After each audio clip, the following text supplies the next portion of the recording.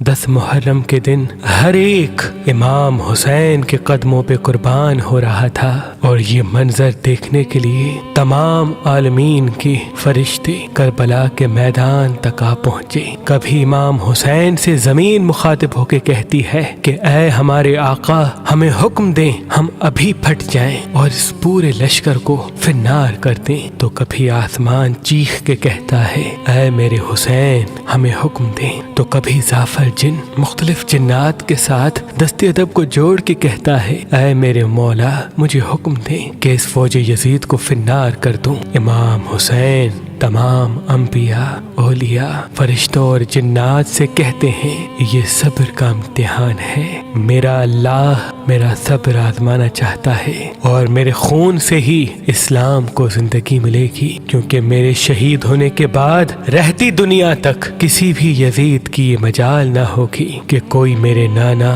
حضرت محمد مصطفیٰ صلی اللہ علیہ وآلہ وسلم کی شریعت کو جھوٹا کہے۔ بس سب مولا حسین کا امتحان دیکھ رہے ہیں۔ امام حسین علی اکبر کے سینے سے برچھی نکالتے ہیں تو کبھی اپنے 6 ماہ کا بچہ قربان کرتے ہیں۔ جب آپ کے ساتھ کوئی نہ رہا، آپ خیام میں آتے ہیں، بیویوں سے الوداع کہتے ہیں۔ امام سجاد کو وصیتیں کرتے ہیں کہ اسلام کے لیے ہر دکھ تکلیف کو برداشت کرنا، لیکن قدم قدم پہ اپنے نانا کی رسالت کی گواہی دیتے رہنا۔ بس جیسے ہی بیویوں سے الوداع کہہ کے زلجنا کو حکم دیتے ہیں کہ اے میرے گھوڑے، مجھے میدان میں لے کے چل، زلجنا آگے نہیں بڑھتا۔ امام حسین زلجنا کے قدموں میں دیکھتے ہیں کہ آپ کی بیٹی سکینہ زلجنا کے پیروں میں لپٹی ہوئی ہے۔ آپ اترتے ہیں، اپنی بیٹی سے فرماتے ہیں اے میری بیٹی سکینہ، اپنے بابا سے الوداع کہو۔ بی بی سکینہ فرماتی ہے بابا صبح سے لے کے اب تک جو میدان میں گیا وہ واپس نہیں آیا۔ امام حسین فرماتے ہیں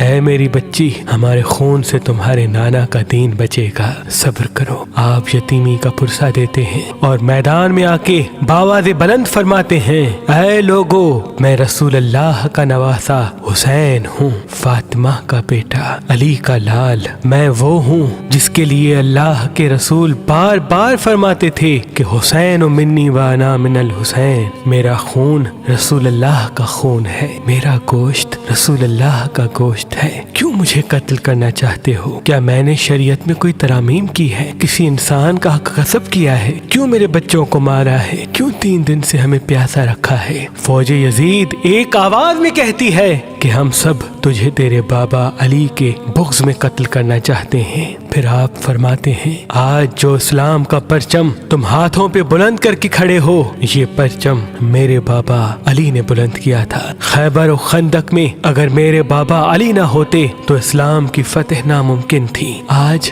اس علی کو یہ صلہ دے رہے ہو کہ اس کی اولاد کو اس بیابان میں بھوکا و پیاسا کر کے قتل کر رہے ہو۔ بس عمر بن سعد کہتا ہے کہ حسین کی بات نہ سنو، حملہ کر دو۔ تاریخ نے لکھا امام حسین علیہ السلام کے مد مقابل جو بھی آیا وہ فنار ہوا۔ زمین پہ اس سے پہلے ایسی جنگ نہ دیکھی گئی کہ ایک 3 دن کا بھوکا پیاسا شیر کی طرح لڑ رہا ہے اور فوج دور دور بھاگ رہی ہے۔ بالآخر شمر عمر بن سعد نے یہ سوچا کہ یہ علی کا شیر ہے، اس سے مقابلہ کرنا ناممکن ہے۔ پوری فوج کو کہتے ہیں کہ ایک ساتھ امام حسین پہ حملہ کیا جائے، لیکن کوئی بھی امام حسین کے قریب نہ جائے۔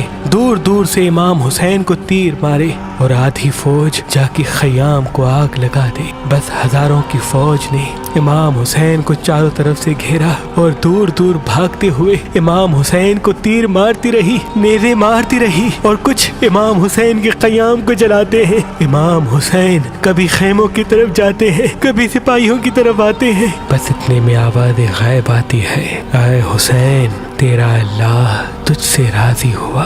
امام حسین تلوار کو روک لیتے ہیں۔ فوجی اشکیا جیسے ہی امام حسین کی رکی ہوئی تلوار دیکھتے ہیں تو وہ لوگ جو امام حسین کو دیکھ کے بھاگ گئے تھے وہ بھی قریب آنے لگتے ہیں، اور دور دور سے جس کے ہاتھوں میں جو چیز ہوتی ہے وہ امام حسین کی طرف پھینکنے لگتے ہیں۔ تاریخ نے لکھا جس کے پاس نیزے تھے وہ نیزہ مارنے لگا، جس کے پاس تیر تھے وہ تیر مارنے لگا، جس کے پاس تلواریں تھی وہ تلواریں مارنے لگا۔ جس کے پاس مارنے کے لیے کچھ نہ تھا، وہ کربلا کی گرم زمین سے مٹی اٹھاتا اور امام حسین کی طرف پھینکتا۔ تاریخ نے لکھا آپ کے جسم پہ اتنے تیر تھے کہ آپ کا جسم مبارک دور سے نظر تک نہیں آ رہا تھا۔ آپ نے چاہا کہ آپ اللہ کے دربار میں سجدہ کریں۔ آپ اپنے آپ کو گھوڑے کی زین سے زمین کی طرف لے کے جاتے ہیں، لیکن آپ کے جسم مبارک پہ تیر اتنے تھے، نہ آپ زمین پہ تھے نہ گھوڑے کی زین پہ تھے، تیروں کے مسلح پہ تھے۔ یہ منظر تمام انبیاء دیکھ کے زارو قطار رو رہے تھے۔ بس جو بھی امام حسین کا سر کاٹنے کے لیے قریب آئے، امام حسین کے چہرے میں ان کو رسول اللہ کا چہرہ نظر آئے اور وہ چیخ کے دور چلا جائے۔ بس شمر نے کہا یہ کام مجھ سے ہونا ہے۔ بس شمر قریب آتا ہے، امام حسین کے سر سے امامہ اتارتا ہے، آپ کے بالوں میں ہاتھ ڈالتا ہے، چھری کو گلے پہ رکھتا ہے، پہلی ضرب چلاتا ہے۔ حضرت آدم علیہ السلام اللہ کے رسول سے فرماتے ہیں یا رسول اللہ آگے میں نہیں دیکھ سکتا۔ جیسے ہی دوسری ضرب چلتی ہے، حضرت نوح علیہ السلام فرماتے ہیں یا رسول اللہ آگے میں نہیں دیکھ سکتا۔ جب تیسری ضرب چلتی ہے، حضرت ابراہیم علیہ السلام فرماتے ہیں یا رسول اللہ میں نے تو اپنے بیٹے کی قربانی کے وقت ہی اپنی آنکھوں پہ پٹی باندھ لی تھی، آگے میں نہیں دیکھ سکتا۔ بس ضرب چلتی رہی۔ ایک وقت ایسا آیا اللہ کے رسول نے آنکھیں بند کی اور فرمایا اے علی اب آگے میں نہیں دیکھ سکتا۔ بس ایک وقت ایسا آیا کہ امام علی نے بھی آنکھیں بند کی اور بی بی فاطمہ سے فرمانے لگے اے فاطمہ آگے میں نہیں دیکھ سکتا، اب تو جان تیرا بیٹا جانے۔ بی بی فاطمہ زہرا مقتل میں دیکھتی ہے کہ شمر مسلسل امام حسین کے گلے پہ خنجر چلا رہا ہے۔